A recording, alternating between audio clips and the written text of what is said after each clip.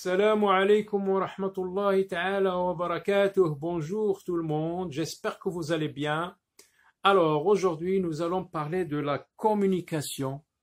Comment je communique avec le reste du monde.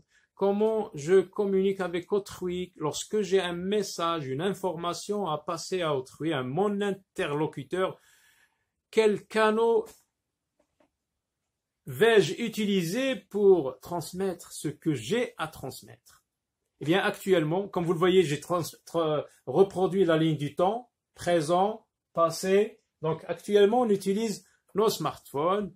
On peut utiliser aussi les petits téléphones.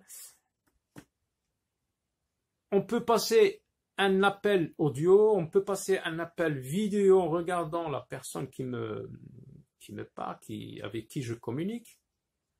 Donc, voilà. Si on remonte un peu le temps, moi personnellement, c'est en 2002, hein, c'est dans le passé, 2002, que j'ai eu mon premier téléphone, mon premier petit téléphone comme ça.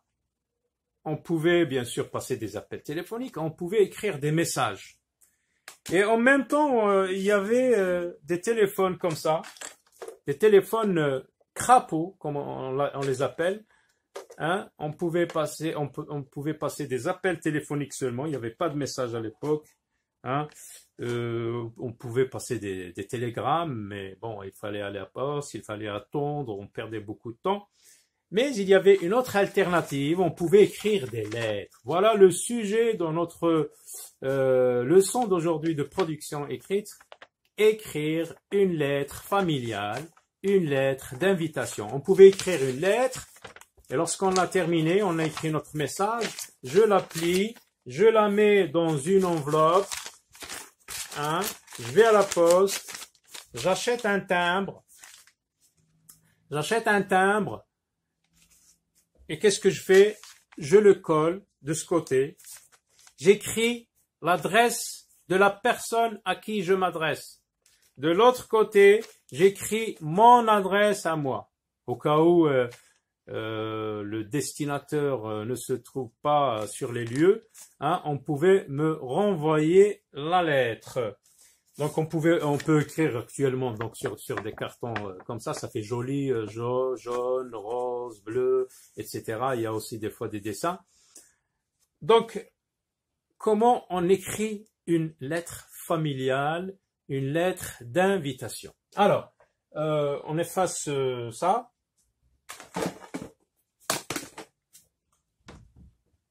Donc on commence par aller sur le côté droit en haut, tout en haut, on écrit le lieu. Je me trouve à Berkane, donc j'écris la lettre à Berkane, j'écris le nom de la ville où je me trouve.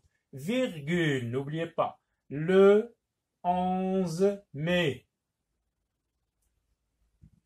Hein, je saute deux lignes, ou je laisse un espace pour bien aérer ma lettre.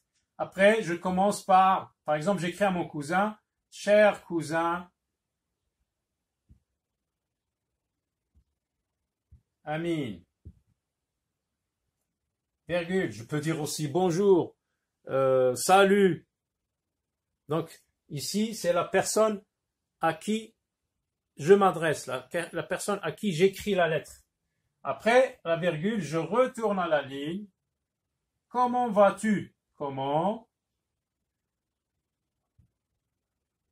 vas-tu? On peut dire aussi comment allez-vous?